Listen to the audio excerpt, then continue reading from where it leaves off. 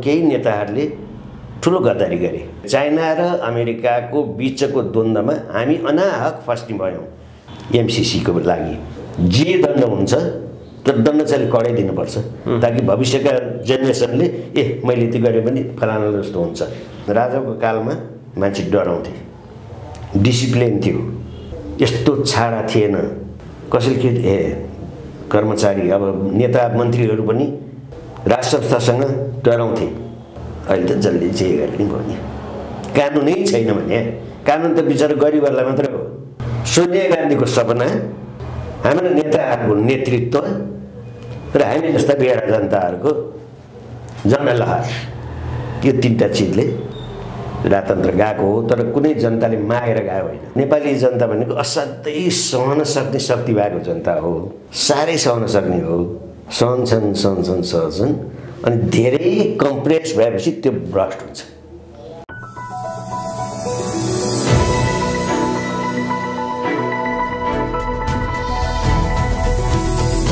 हिमाल online TV.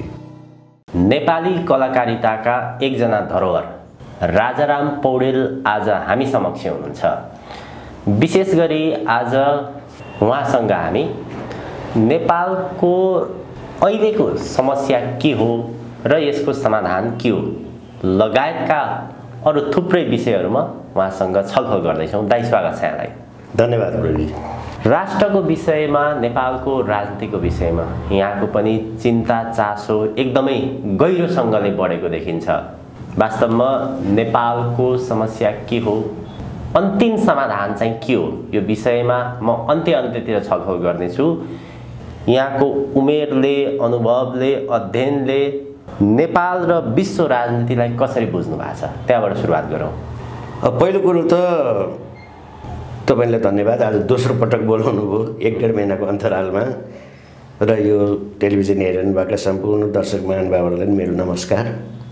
जब देश नै नरहने अवस्था आएपछि एउटा देशको सचेत नागरिकको हिसाबले मेरो बेग्लै विधा कलाकारितामा लागे तापनि अब अहिले चाहिँ नि अलिकति बुझेर पनि नबुझेर पनि जानेर पनि नजानेर पनि यो राजनीतिमा अहिले जे भइरहेछ त्यसको विरोध गरेँ मैले राजनीति गरेँ होइन।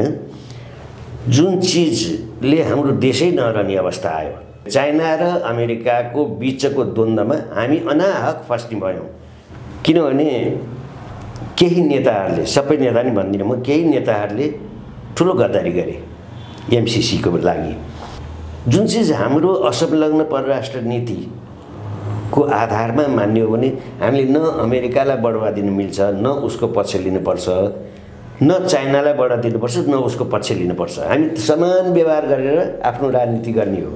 हाम्रो यो भूबनोट त्यस्तो छ होइन। हामीले कसैसँग लाखापाखा हामी कसै तलमाथि त्यो गर्ने हाम्रो देशको वातावरणले पनि दिँदैन, नक्सैले दिँदैन। हामी ल्यान्ड लक छौँ होइन। यस्तोमा चाहिँ नि अमेरिकाको सेनालाई यहाँ लिएर आउने न्यू चाहिँ एउटा विद्युत ट्रान्समिसनको लाइन भनेको छ। हाम्रो विद्युत इन्डियामा लाने, गोरखपुर लाने, त्यो बत्ती हामीले नपाउने, जमिन हामीले दिनुपर्ने, अनि त्यसको सुरक्षा अमेरिकन आर्मीले गर्ने भन्दा, अनि हाम्रो विद्युत प्राधिकरणको कुनै रोलै नहुने, यो सबै सिधै त्यो लाटोले पनि बुझ्ने हिसाबले ठुलो चलखेल भयो। त्यसले गर्दाखेरि मैले यसको विरोध गरेँ हो। मलाई त्यो राजनीतिमा म पछि मन्त्री हुने, चुनावमा लड्ने त्यो मेरो लक्ष्य छैन। एउटा राष्ट्रप्रतिको ओतप्रोतताले अथवा एउटा जिम्मेवार नागरिकको हैसियतले, देशको मायाले, देश मेरो देश कसैले 1 इन्ची मिट्न पाउँदैन, मेरो देशलाई युद्धभूमि बनाउन पाउँदैन कसैले पनि। सबै नागरिकले स्वच्छ भएर बाँच्न पाउनुपर्छ। यहाँ कसैको विदेशीको गोली खाएर, बम खाएर, तोप खाएर हाम्रो कोही नेपाली मर्न हुँदैन। त्यसैको लागि म यसको लागि विरोधको रूपमा उभिएँ। यो त एउटा जिम्मेवार नागरिकको हैसियतले अमेरिका र विश्व भू राजनीतिका शक्तिशाली राष्ट्रहरू, विशेष गरी अमेरिका र चीनको लडाईँको कारणले गर्दा को शक्तिशाली बन्ने भन्ने लडाईँको कारणले गर्दा हाम्रो देश नेपाल त्यसमा मिसिने भयो, युद्धभूमि बन्ने भयो। त्यस कारणले एउटा सचेत नागरिकको हिसाबले हामीले राष्ट्र जोगाउनको लागि आफ्नो ठाउँबाट भूमिका खेल्नुपर्छ भनेर यहाँ लागिरहनु भएको छ। त्यो अत्यन्तै राम्रो कुरा। मैले सोधेको प्रश्न चाहिँ नेपालमा परिवर्तनका नाममा जस्ता प्रकारका आन्दोलन क्रान्ति भए। 2007 सालमा प्रजातन्त्र आयो भनेर भनियो। 17 सालमा फेरि स्वर्गीय राजा महेन्द्रले कदम चाल्नुभयो। 36-37 सालमा जनमत सङ्ग्रह भयो। त्यसपछि फेरि बहुदलीय व्यवस्था आयो 46-47 सालमा। हुँदै हुँदै 62-63 को दोस्रो जनआन्दोलन, विभिन्न शब्दको नाममा भनौँ न, लोकतन्त्र, गणतन्त्र, खास गरी यो विचारको लडाईँ, नेपालीहरूको एउटा विचार सिद्धान्तको लडाईँ, सँगसँगै पश्चिमा मुलुकहरूमा, चीनहरूमा पनि आफ्नो प्रकारको विचारको लडाईँ, सिद्धान्तको लडाईँ छ। यी विषयहरूलाई चाहिँ तपाईँले अलिकति केही मनन त गर्नुभएको होला। यो एउटा सभ्यता, संस्कृति, विचार, व्यवस्था, यसमै अल्झेका छौँ हामी नेपाली। यो लडाईँ चाहिँ के हो, पुग्नुपर्ने चाहिँ के हो भन्ने विषय अलिकति नेपाली जनतालाई, मैले यो विषय किन पनि उठान गर्दैछु भने अघिल्लो अन्तर्वार्तामा यहाँसँग जे कुराकानी भएको थियो त्यो अन्तर्वार्ताले विश्वभरिका नेपालीको ध्यान आकर्षित भएको रहेछ। त्यस कारणले पनि आज विश्वभरिबाट हामीलाई जसले हेर्दै हुनुहुन्छ, सुन्दै हुनुहुन्छ, यो विषयमा तपाईँको धारणा चाहिँ के आउँछ भन्ने खालको अपेक्षा पनि थियो। अब यसमा के छ भनेदेखि तपाईँले भने जस्तै जस्तो 46 साल, 51, 52, 62, 63 होइन, यो जति आन्दोलन भयो, पहिला त सही नै रहेछ, देशकै लागि रहेछ, जनताकै लागि रहेछ भनेर एउटा रन बोल्न बुझ्दै नबुझिकन भेडोको हिसाबले पछि लागियो। तर अहिलेको अवस्था हेर्दा त हामी त भेडै भएछौँ, लैलैमा पछि लागे बुझ्दै नबुझिकन। र अहिलेको नेताहरूको पनि उनीहरूको आफ्नो विचार सिद्धान्त भनेको त के पनि रहेनछ। उनीहरूको विचार सिद्धान्त भनेकै कसरी सत्तामा पुग्ने, कसरी कमाउने, त्यति मात्रै भयो। भ्रष्टाचार गर्ने, जति खाए पनि हुन्छ, कारबाही छैन। अब कारबाही कसले गर्ने, कोही चोखो छैन, उसले समाते आफू परिन्छ, या कोही कसैबाट नै त्यो अब यो भ्रष्टाचारको समाधान हुँदैन। यिनीहरूको चिन्तन, सोचाइ, विचार भन्ने देश र जनताप्रति त फिट्टिकै भेटिएन। यिनीहरू खालि आफ्नो स्वार्थ, आफ्नो परिवार, त्यतिको लागि मात्रै रहेछन् लडेको सत्ताको लागि। त्यो कुरो अहिले आएर छर्लङ्ग भयो। अब यो राजनीतिक दर्शन सिद्धान्तको विषयमा त के छ तपाईँको भनाइ? के दर्शन छ र? दर्शन पनि छैन, सिद्धान्त पनि छैन। दर्शन पनि सिद्धान्त पनि खालि कमाउने हो। कुनै दर्शनले काम गरेको छैन, कुनै सिद्धान्तै छैन, के पनि छैन। कसरी हुन्छ आफू पदमा पुग्ने, आफ्ना आसेपासे परिवारलाई पालपोस गर्ने, जनताले केही छैन। ल अहिले भयो, अहिले कोभिडको भ्याक्सिन आयो, त्यत्रो समय न भ्याक्सिन छ, त्यत्रो आन्दोलन भयो, नेताहरूको अनेक भयो, त्यसमा जनताको, देशको केही मागै छैन, खालि आफ्नै सत्ता र कुर्सीको मात्रै लडाइँ भयो।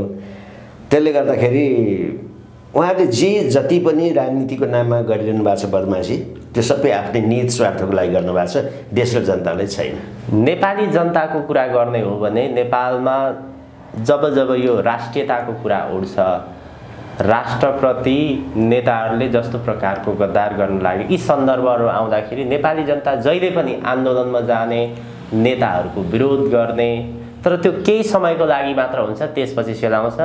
त्यसपछि यिनै जनताले फेरि भोट दिएर यिनीहरूले पठाउँछन्, सरकारको नेतृत्व यिनीहरूले नै गरिरहेको हुन्छ। भनेको नेताहरूप्रति, दलहरूप्रति र राष्ट्रप्रति नेपाली जनताको भावना, चेतनाको स्तर तपाईँले के पाउनु भएको छ?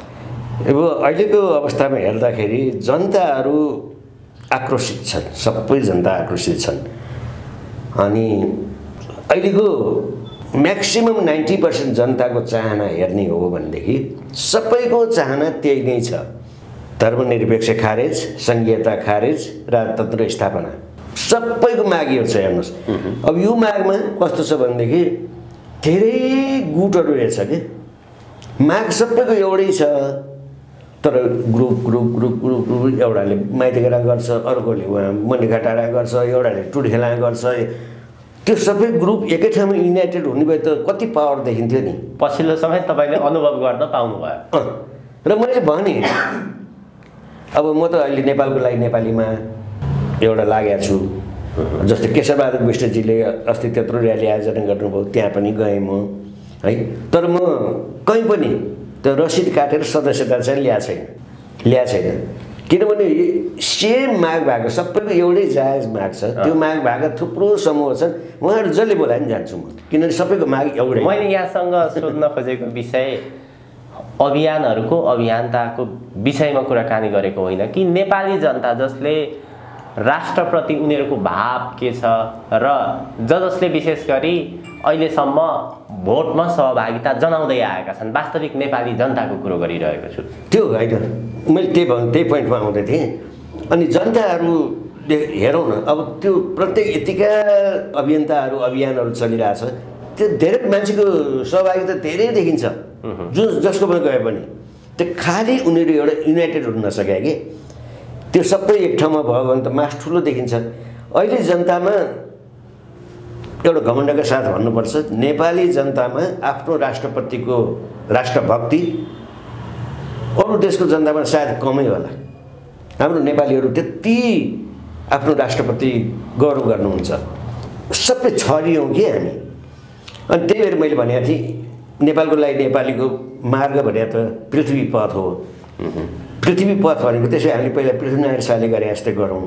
यो जुन टुक्रा टुक्रा टुक्रा समूहमा भएको अभियानहरू छ, अभियन्ताहरू हुनुहुन्छ, उहाँहरूलाई एकीकरण गरौँ होइन। जस्तो पृथ्वीनारायण शाहले 22-24 राज्यलाई एकीकरण गर्नुभयो, त्यसै गरी हामीले नि यो समूहमा छुट्टिएका यो अभियन्ताहरूलाई एक सूत्रमा बाँध्न सकियो भनेदेखि त त्यो स्ट्यान्डलाई कसले छुन सक्छ र कसैले पनि छुन सक्दैन। त्यही भएर नेपाली जनतामा राष्ट्रप्रेम असाध्यै छ, खालि उहाँहरूलाई एउटा युनाइटेड हुने मौका पाएन कि ऊ ग्रुपमा किन हो थाहा छैन फेरि मैले। त्यसमा पनि अब नेपाली नेपाली जनताको कुरा गर्ने हो भने 2-3वटा पक्षधरमा बाँडिएको देखिन्छ।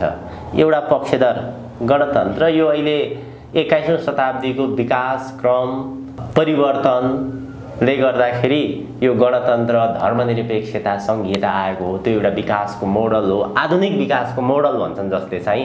यो ठिक छ, अलिअलि कमी कमजोरी होला, यसलाई सुधारेर अगाडि लानुपर्छ भन्ने एउटा पक्षधरको जनता पनि छ। अर्को होइन, अब यो अहिलेका नेता राजनीतिक दल यो पछिल्लो समय 62-63 को आन्दोलनले ल्याएको परिवर्तन काम छैन, यो पूर्ण रूपमा खारेज नै गरेर नेपालमा एउटा जो लामो समयदेखि चलिआएको परम्परागत राज संस्था त्यसलाई स्थापित गरेर नै जानुपर्छ भन्ने छ। कतिपयले चाहिँ अलिकति वैकल्पिक राजनीतिको रूपमा 2 दलीय प्रजातन्त्र, 2 दलीय लोकतन्त्र, 2 दलीय यी यावत विषय विभिन्न खालका धारणाहरू आइरहेका छन्। नेपाली जनता कसको पछि लाग्ने, राज संस्थाको पछि लाग्ने कि अहिले भएका उपलब्धिको पछि लाग्ने हो कि अथवा त्योभन्दा अलिकति माथि जसले वैकल्पिक राजनीतिको कुरो गरिरहेका छन्, जस्तो रविन्द्र मिश्र जस्तो भनौँ न, कसको पछि लाग्ने? हामीहरूले चाहेको चाहिँ नि राजतन्त्र तर त्यो सक्रिय होइन होइन, जुन पहिला पञ्चायत व्यवस्थामा थियो, सबै सम्पूर्ण पावर आफ्नो हातमा थियो, त्यस्तो राज संस्था होइन। देशको राजकाज जनताकै छोरा प्रधानमन्त्रीले चलाउँछ, तर त्यो यो एउटा निर्वाचन क्षेत्रबाट जितेर देशभरिको प्रधानमन्त्री हुनु हुँदैन। उसले नेपाल अधिराज्यबाटै जित्नु पर्यो, प्रत्यक्ष निर्वाचित सम्पूर्ण नेपालभरिका जनताले भोट दिएर जितेर उसले 5 वर्ष आनन्दसँग शासन चलाउनु पाओस्। शासन चलाउनु जनताले हो। राजा भनेको एउटा देशको संरक्षक। कुनै बेला त्यस्तै देशमाथि व्यवधानहरू आउन थाल्यो, कुनै अब यस्तै अनैतिक कार्यहरू देशै बेच्न थाले, त्यस्तो बेलामा चाहिँ राजाले खबरदार भन्नुहुन्छ होइन भने उहाँ एउटा संरक्षकको रूपमा मात्रै बस्ने हो। देशको शासन चलाउनु त नेतैले हो नि। हामीले पहिला जस्तै राजतन्त्र भने होइन, सक्रियत्व पञ्चायतकालको भने होइन। त्यो बेला 46-47 पनि त बहुदलीय उसमै हुनुहुन्थ्यो नि त राजा त। कतिपय नेपाली जनताहरू अझै पनि राजतन्त्र राज संस्था भनेपछि नाक खुम्च्याउँछन् भनौँ न, त्यो पुरातन, त्यो गइसकेको। र उनीहरूले उदाहरण दिँदाखेरि के भन्छन् भने अमेरिका अथवा युरोप कन्ट्रीहरू जहाँ चाहिँ लोकतन्त्र गणतन्त्र यस्ता छन् त्यहाँका मानिसहरूको उदाहरण दिन्छन्। कति विकसित विकासको हिसाबले पनि बाफरे त्यहाँ पुगिसकेका छ, उनीहरूको लाइफस्टाइलको कुरो गर्छन्। यी केही अलिकति उमेर ढल्केका मान्छेहरू, पुरातन सोच राख्ने मान्छेहरू फेरि अझ पुरानैतिर फर्कौँ भन्ने त्यस्तो प्रकारका पनि विचार राख्छन् केही नेपाली नागरिकहरू। जस्तो तपाईँले अमेरिकाको उदाहरण दिनुभयो। अमेरिकामा त्यहाँको मान्छेलाई राजनीतिपट्टि यति पनि वास्तै छैन, फिटिक्कै वास्ता छैन। जब त्यसको यहाँ हामी हेरौँ भने प्रत्येक नागरिक चाहिँ नि सबै राजनीतिमा मुसिया छ। है। अमेरिकाका नागरिकलाई राजनीतिप्रति कुनै पनि रुचि छैन। उनीहरूले काम गर, हप्ताको 5 दिन काम गर, सोमबार मङ्गलबार बुधबार बिहिबार शुक्रबार 5 दिन मरेर काम गर्छन्। अनि 2 हप्तामा 1 दिन तलब आउँछ, 2 हप्तामा दिन्छ त्यहाँ तलब। अनि त्यो शुक्रबार र शनिबार मस्तले त्यो हप्ताभरि कमा पैसा मस्तले खान्छन्, मोज गर्छन्, सिद्ध्याउँछन्। आइतबार दिनभरि सुत्छन्, आइतबार कसै खाने त्यो फोन गरेर डिस्टर्ब गर्नु हुँदैन, त्यो इडियट हुन्छ त्यो आइतबार फोन गर्नेहरू। अनि सोमबार फेरि अफिस जाँदा फेरि केही पनि छैन, फेरि खल्ती इडियटै। अनि फेरि 5 दिन मजाले गर्छन्, केही राजनीतिप्रति वास्तै छैन क्या। वास्तवमा फेरि उनीहरूले त्यही नै हो, लाइफ त्यही नै हो, स्वतन्त्रता एकपटक जिउने हो, आनन्दले के को राष्ट्रियता, के को राष्ट्र, के कोमा अरू विषय, स्वतन्त्रका साथ आफ्नो हिसाबले जिउने हो, कमाउने हो, इन्जोय गर्ने हो भन्छन्। आफू कमाऊ आफै मोज गर के। त्यहाँ यहाँको जस्तो मेरो छोरा नाति उसलाई जम्मा गरिदिनुपर्छ भन्ने छैन। आफू कमाऊ आफै मोज गरेर उडाऊ, सिद्धियो। त्यो पछि बचाउनु पर्छ, त्यो के पनि छैन कि। त्यो किन भयो त भन्दाखेरि त्यहाँको कानुन ल त्यहाँ भ्रष्टाचार गर त। भ्रष्टाचार भने कस्तो अफिसियल भ्रष्टाचारमा नजाउँ, मैले भोगेको। यदि कोही मान्छे स्टोरमा काम गर्छ र त्यसले कतै अलि चोरी गर्न थाल्यो भनेदेखि त्यो मान्छेलाई अझ लुज गरिदिन्छ, अझ त्यसलाई वास्ता नगरे जस्तो, त्यसलाई फ्री छोडिदिए जस्तो उसले अझ चोर्न सकोस् कि। तर उसले आफ्नो कलेक्सन गरिरहेको हुन्छ, रेकर्डहरू गरिरहेको हुन्छ। जब उसलाई यथेष्ट प्रमाण पुग्छ, च्याप्प समातेपछि त्यो मान्छे जिन्दगी उठ्न सक्दैन।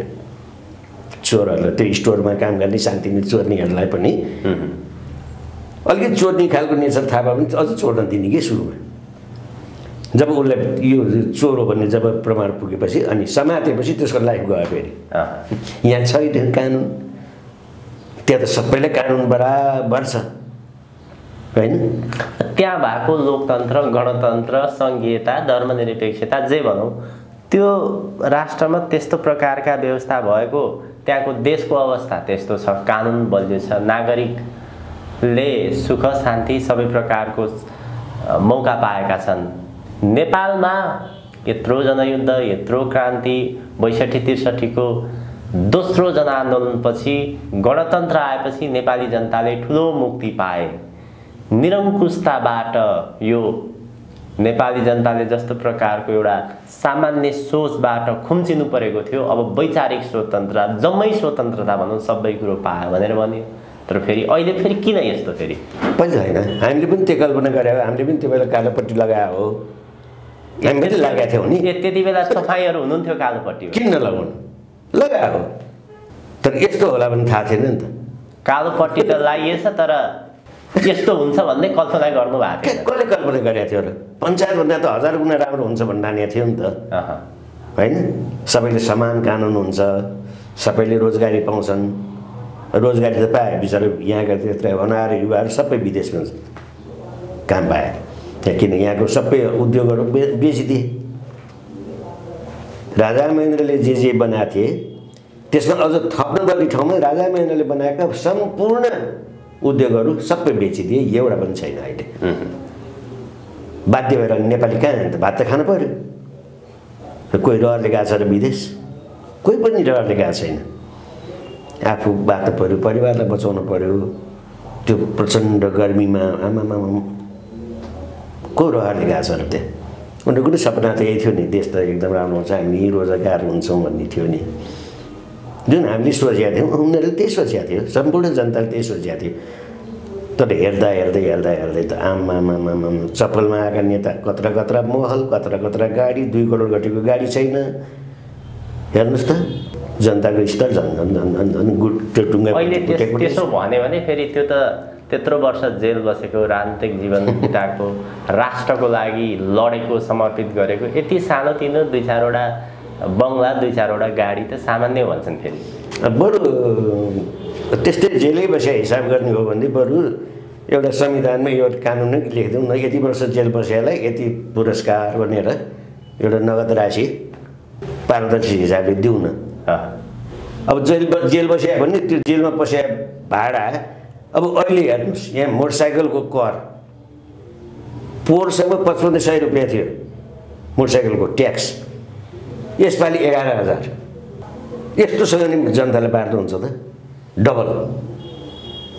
अनि किन भने संहिता पाल्नु पर्यो, त्यत्रा 800 मन्त्री पाल्नु पर्यो, जनतालाई चुस्ने उनीहरूलाई पोस्ने। तर यी विषयहरूमा जनता खासै आवाज सुन्दैन। पेट्रोलको भाउ बढ्छ, डिजेलको भाउ बढ्छ, भर्खरै कर मोटरसाइकलमा यहाँले नै भन्नुभयो। अब त्योभन्दा कर कति ठाउँ कसरी कर उठाइरहेको अवस्था छ। नेपाली जनतालाई कहीँ कतै पनि सेवा सुविधा भएको देखिँदैन। बस्छ भने त्यही भने के हो यो कारण चाहिँ? नेपाली तपाईँहरू कलाकारहरू अगाडि आउनुपर्ने, राष्ट्रको विषयमा चिन्तन गर्नुपर्ने। कहिलेकाहीँ सडकमा देखिए पनि त्यही पार्टीकै मानिसहरू, कोही अभियानकै मानिसहरू देखिन्छन्। नेपाली जनता चाहिँ कहाँ छन् भने क्या? यो नेपाली जनता भनेको असाध्यै सहन सक्ने शक्ति भएको जनता हो, साह्रै सहन सक्ने हो। सहन्छन् अनि धेरै कम्प्लेक्स भएपछि त्यो भ्रष्ट हुन्छ। त्यो भ्रष्ट हुनु मात्र बाँकी हो, नत्र भने सीमा नागिसक्यो, हदै भइसक्यो। जनतालाई त महँगी त्यत्तिकै बढिया छ। हेर्नुहोस्, जहाँ जति भाउ बढाए पनि हुने त्यस्तो नै हुन्छ त। अब 100% ट्याक्स बढाउने भन्ने त्यस्तै हुन्छ त। मोटरसाइकल भनेको त अहिले लग्जरी होइन, त्यो त बाध्यता हो। बाध्यता हो। सरकारले नगर बस चलाउ न, सरकारले नगर बस चलाउ, सबै ठाउँमा नगर बसको उँभो भनेदेखि त कसले रहरले त्यो लाखौँतिर मोटर किन्छ र? यो त बाध्यता हो मान्छेलाई। अफिस पुग्नु पर्यो, काममा पुग्नु पर्यो, दौडादौड गर्नु पर्यो। अब यस्तो चिजमा एउटा नभई नहुने अत्यावश्यक चिजमा ट्याक्स भने डबल लगाइदिन्छ। नेपाली जनता, नेपाली सचेत नागरिक, बुद्धिजीवी अथवा राष्ट्रलाई प्रेम गर्ने मानिसहरूको विषयमा कुराकानी हामीले गरिरहँदाखेरि प्रेम भाव कहाँबाट झल्किन्छ भने साँच्चै राष्ट्रप्रतिको त्यो एउटा चिन्तन, प्रेम भाव झल्काउने हो भने, देखाउने हो भने उसको त्यागको कुरा आउँछ क्या। राष्ट्रको विषयमा कुराकानी गर्ने तर त्याग त कसैमा पनि देखिएन। के भन्नुहुन्छ यो विषय? यहाँ त होइन, राष्ट्रको प्रेम देखाउने, त्यही प्रेमको उसमा नाफा खाने व्यापार हो कि राजनीति भनेर। यो देश सेवा होइन, जनसेवा होइन। मुखौटा एउटा, राजनेता, काम भ्रष्टाचार, त्यो भयो। कानुनी देशै चलेन क्या, कानुनै भएन। कानुन खराब कि त्यस कानुनको नेतृत्व गर्ने मानिस खराब? मानिस खराब नि। कानुनको नेतृत्व अन्तर्गत नचल्नेलाई त तुरन्त दण्ड सजाय दिनु पर्यो नि त। ऊ त झन् प्रमोसन पो हुन्छ त यहाँ त। त्यो कुरा मान्छ त। कानुनले दण्डित गर्नुपर्ने मान्छेलाई फ्री हिँडिरहेको छ, उसलाई त अझ प्रमोसन हुन्छ। यदि कुनै जागिरी हो भने अथवा नेता हो भनेदेखि कति सुन्या छु, कति केसँग फसे नेताहरू नै छन् त। उनीहरू त झन् अब मन्त्री हुने के हुने त्यस्तो भइरहेछ। देशको समस्या त वास्तवमा यति गहिरो, यति ठुलो छ। हामीले राजधानीमा बसेर यसरी छलफल गरिरहँदाखेरि कति धेरै ठाउँमा त यो अन्तर्वार्ता पनि पुग्दैन, कतिले हेर्नै पनि पाउँदैनन्। बिहान बेलुकाको छाक टार्नै गाह्रो छ। अझै पनि नेपालमा नेट पनि छैन र बिहान बेलुकाको छाक टार्नको लागि गिटी ढुङ्गा गरेर त्यसरी जीविकोपार्जन गर्नुपर्ने अवस्था छ। अब यो समस्याको समाधान गर्न त बडो गाह्रो छ, अप्ठ्यारो छ। जबसम्म देशमा गरिबी, अशिक्षा अथवा सही सूचना पुग्दैन, दिने मान्छेले पनि सही सूचना दिँदैनन्, जुनसुकै व्यवस्था आए पनि, जुनसुकै मानिस आए पनि राष्ट्र त झन्झन अप्ठ्यारो अवस्थातिर, सङ्कटतिर जाने भो पनि भन्छन्। के छ यो विषयमा यहाँको भनाइ? यो यस्ता प्रकारको सङ्कटबाट चाहिँ देशलाई कसरी मुक्त गराउन सकिन्छ? यो विषयमा त्यति धेरै छलफल हुँदैन, कुराकानी हुँदैन। खालि सिद्धान्त, नारा, कोरा कागज, यतिमा मात्र। मिडिया पनि यतिमा मात्र सीमित, बौद्धिक वर्ग पनि यतिमा मात्र सीमित। राष्ट्रको समस्या के हो, यसलाई क्रमिक रूपमा कसरी सुधार्दै लाने, यी विषयहरू खासै उठान हुँदैनन्। यो कस्तो भने यो विषय उठान नभएको होइन। यो विषय प्रत्येकको घरमा जानुहोस्, घरमा सुनिन्छ। तर फेरि यो विषय उठान नभएको पनि होइन भनिरहँदाखेरि कङ्ग्रेसले पनि उठाए, कम्युनिस्टले पनि उठाए, अझै पनि उठाइरहेछन्। सबैले उठाएछन्। अब त के एकजना मान्छे गएर चौतारा उभिएर भाषण दिएर त कसैले सुन्दैन। सपोज एउटा चौतारा गएर म उभिएँ भनेदेखि म एउटा चिने अनुहार भयो भने के अलिकति पर्न बिर्सना आउला, तर जनरल पब्लिकले बोलाए त कसले सुन्छ र त्यो? त्यही भएर यसलाई के छ, पहिलो कुरो देशमा कानुन कडा हुनु पर्यो। कानुन अक्षरश पालना हुनुपर्छ। कानुनको नजरमा कोही धनी, कोही गरिब, कोही पावरफुल, कोही पावरलेस त्यो हुँदैन। सम्पूर्णलाई समान कानुन अनुसार कारबाही गर्ने हो भनेदेखि मैले अस्ति नै पनि सायद तपाईँसँग हो कि कसैले मैले भनेको थिएँ नि, एउटा अमेरिकाको एउटा हाम्रो राष्ट्रपतिको भतिजी, जर्ज बुसको भतिजी, अनि जर्ज बुसको भाइ चाहिँ फ्लोरिडा राज्यको गभर्नर जेबा बुस हैन, जेबा बुसको छोरीले एउटा CVS भन्ने औषधि पसलबाट केही औषधि चोरेर लगे, समात्यो। बाउ गभर्नर, ठुलो बाउ राष्ट्रपति, तर जेलमा हाल्यो। त्यो खै बाउको ठुलो बाउको पावरले केही हुँदैन थियो, कानुन अनुसार गयो नि त। त्यस्तो चाहियो कि कानुन। त्यो कानुनलाई पनि मिच्न नसक्ने, सबै नेपालका नागरिकलाई समान दृष्टिकोणबाट हेर्न सक्ने, यहाँको नजरमा त्यस्तो राजनेता पाउनु भएको छ कि छैन नेपालको राजनीतिमा अहिलेसम्म? यहाँले देखेको त्यस्तो आदर्श पात्रहरू अब अहिलेसम्म मैले भेटेको छैन। खोजीमै हुनुहुन्छ? खोजीमै छौँ हजुर। भेटे त्यस्तो एकदम कडा नियम नीतिभन्दा बाहिर नजाने, नियमलाई मात्र फलो गर्ने त्यस्तो नेता चाहिँ भेटेको छैन। त्यस्तो भइदिए भए त अहिले देशको यो अवस्थै हुँदैन थियो नि। कति मान्छे जेल पर्थे नि त, खै त अहिले कोही एकजना जेल पर्दैन, एकजनै पर्दैन। जेल पऱ्यो भने पार्टीको मान्छे पर्छ, आफ्नो मान्छे परेपछि त्यो पार्टीले फुकेर छुट्याइहाल्छ। नत्र अहिले खै व्हाइट बडी कहाँ हो, 33 किलो सुन खोइ, ललिता निवास खोइ होइन। यस्ता यस्ता घटनाहरू त कति छ कच्छ नि। खोइ त हाम्रो नेपालको पुलिस भने त संसारमा कहलिएको त्यति राम्रो इन्भेस्टिगेसन गर्न सक्ने आफ्नो सीमित साधन स्रोतबाट पनि कत्र कत्र क्राइमहरू, क्रिमिनल केसहरू चाहिँ सुल्झाउन सक्ने प्रहरी खोइ त अब लाचार छ। यहाँले भनेको आदर्श पात्र, आदर्श पुरुष राजाहरूमा चाहिँ कोही थिए कि? राजाहरूमा पनि त्यस्तो हार्ड एन्ड फास्ट भन्ने त अब मैले राजा महेन्द्रदेखि मात्रै भोगे हो होइन। राजा महेन्द्रको पालामा त म केटाकेटी नै थिएँ। जे होस् त्यो बेलाको शासन, राजाको कालमा मान्छे डराउँथे, डिसिप्लिन थियो, यस्तो छाडा थिएन कसैले के कर्मचारी अब नेता मन्त्रीहरू पनि राज संस्थासँग डराउँथे। त्यति साह्रो अहिलेको जस्तो खुलेआम त्यस्तो गर्न सक्दैनथे। अहिले त जसले जे गरे नि भयो नि। कानुनै छैन भने कानुन त बिचरा गरिबहरूलाई मात्रै हो, नेताहरूलाई खै कानुन लागेको छ र? नेताहरूलाई, धनीहरूलाई नेपालमा कानुन लाग्दैन। धनीहरू पनि अलिकति चल्न दिएन भने तिनीहरूलाई तर्सनी गर्ने त्यस्तोमा गर्छन्। पार्टीको सदस्यता लिनु पर्यो अथवा अलिकति त्यो भएर बाध्य भएर पहुँचमा, शक्तिको पहुँचमा पुग्नेहरूलाई लागेन, अब सोझो धनीलाई चाहिँ लाग्ने हो। खै त त्यही त भइरहेछ नि। यो नियम कानुन जेमा छापिएको छ नि, त्यो गरिब सर्वसाधारण केही आफ्नो मान्छे कोही नभएको, पावरमा कोही नभएको त्यस्तालाई हो। यो पावरले त उनीहरूलाई त्यो किताबको मतलबै छैन। यो 47 सालपछिको दलीय राजनीति विशेषतः निरन्तर रूपमा अगाडि बढिरहेको छ। यस्तो प्रकारको दलीय राजनीति यो नेपालका नेताहरू भन्दा त नेपालको राजाहरू, राज संस्था हजार मात्र होइन लाखौँ गुणा राम्रो थियो भनेर भनिन्छ। अहिले हिजो आन्दोलनमै लागेका मानिसहरू, नेताहरू पनि अहिले त्यस्तो प्रकारको आवाजहरू, आफ्ना विचारहरू राख्दै आइरहेको देखिन्छ भने एउटा गहन प्रश्न चाहिँ, नेपालको राज संस्था त्यस्तो लोकप्रिय, त्यस्तो जनजनमा बसेको, हितमा बसेको राज संस्थाका विरुद्धमै नेपाली जनता किन सडकमा आयो होला, किन सकियो होला? नेपालको यो पछिल्लो शाहवंशीय राज संस्थाको मात्र कुरा गर्दाखेरि 240-41 वर्षको राज संस्था किन समाप्त भयो होला? किन जनता उनीहरूको विरुद्धमा सडकमा आयो? यो जनतालाई मूर्ख बनाइयो।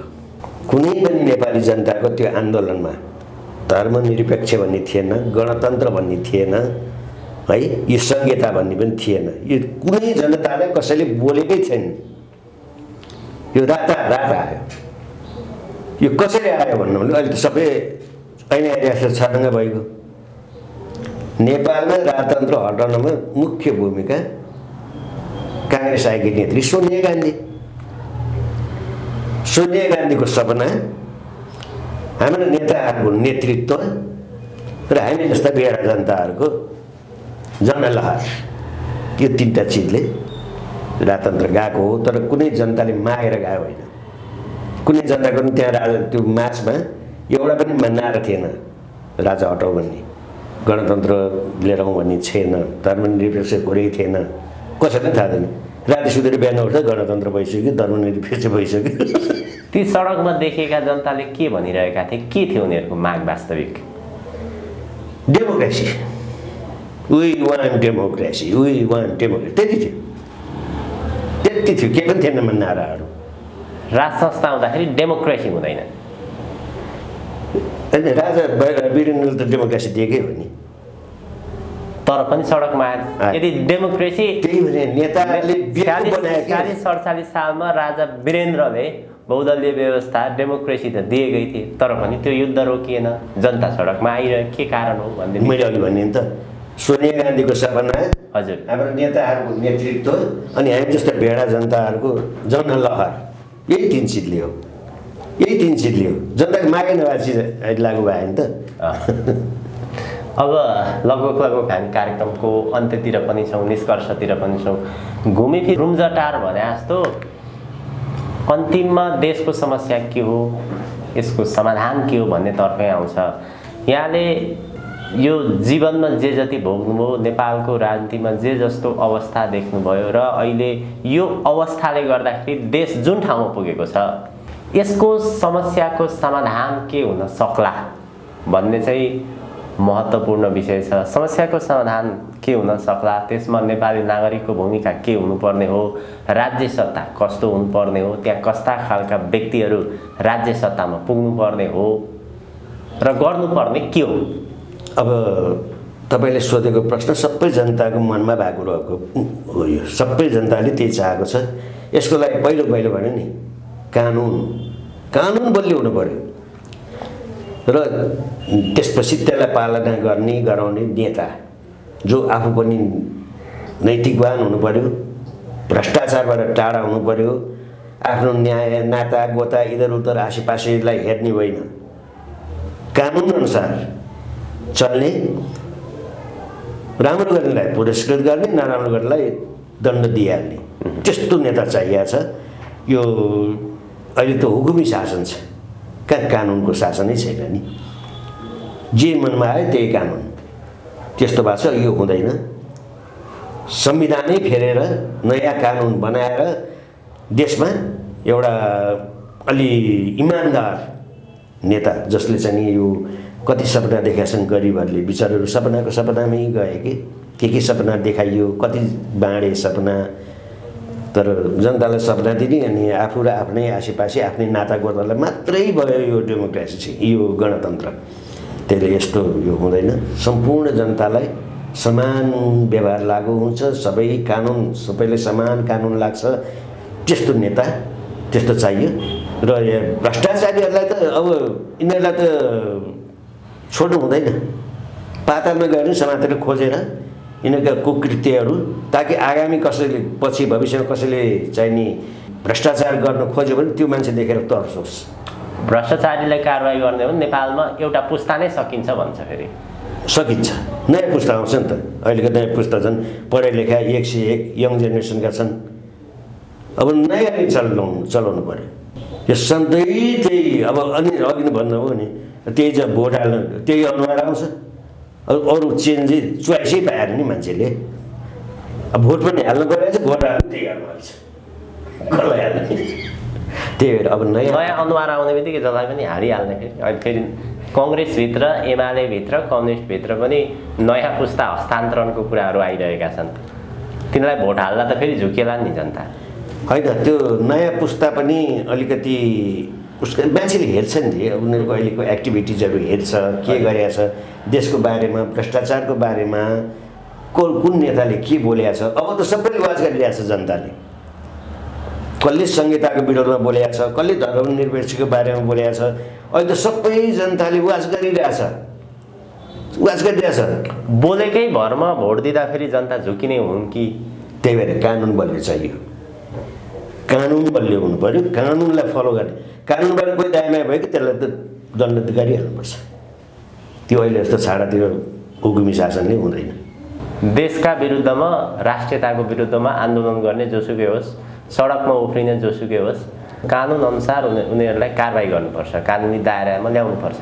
हो नि, जसले राष्ट्रको विरुद्ध गर्छ, यो भ्रष्टाचार गर्छ।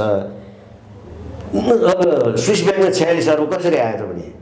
तपाईँ लगिरहेको मैले लगिरहेको छैन, कसले लग्यो त्यो ढुङ्गाकोटीको पैसा होइन, ज्यामिदा गर्नेको पैसा होइन, मजदुरी गर्नेको पैसा होइन। कहाँबाट आयो 46 अर्ब रुपियाँ स्विस ब्याङ्कमा? त्यो छानबिन गर्नु पर्दैन? अब छानबिनै हुँदैन। छानबिन गर्नु सबै पर्छ, गभर्मेन्ट गर्नु। अनि तै छु मै छु, खाएको खाएँ, त्यो यस्तो हुँदैन। अब कानुन बलियो बनाएर कानुन अनुसार जे दण्ड हुन्छ त्यो दण्ड चाहिँ कडै दिनुपर्छ, ताकि भविष्यका जेनेरेसनले मैले यति गरेँ भने फलाना जस्तो हुन्छ, त्यसले कडै राख्नुपर्छ। देशमा चाँडै परिवर्तन हुन्छ भन्ने आशावादीमै हुनुहुन्छ तपाईँ? आशावादी छौँ। यो अलिकति कस्तो भने कोरोनाले पनि दुःख दियो क्या। कोरोनाले गर्दाखेरि परिवर्तनमा बाधा पुर्यायो एकदमै। यो अहिले मान्छे ग्यादर हुनु पनि डर भयो है, किन अब अहिलेको झन् यो थर्ड भेरिएन्ट त एकदमै व्यापकै भइरहेको छ। अहिले हस्पिटलमा बेड छैन अरे। अस्ति हाम्रो एकजना साथीलाई कोरोना भयो, हस्पिटल चार्दा कहिले भयो पाटनमा एउटा बेड पारेर राखेँ अरे। त्यस्तो छ अहिले हस्पिटलको गति। त्यसले गर्दाखेरि मान्छे अब यसरी जम्मा हुनु गर्न अलिकति यो कोरोनाले पनि डिस्टर्ब गरेको हो होइन भने मान्छे उकोस भएको छ। यो कोरोना शान्त हुनेपछि देशमा केही हुन्छ, चेन्ज हुन्छ। हस्, अत्यन्त धेरै धन्यवाद भाइ यहाँको महत्त्वपूर्ण समय विचारको लागि। हस्, धन्यवाद।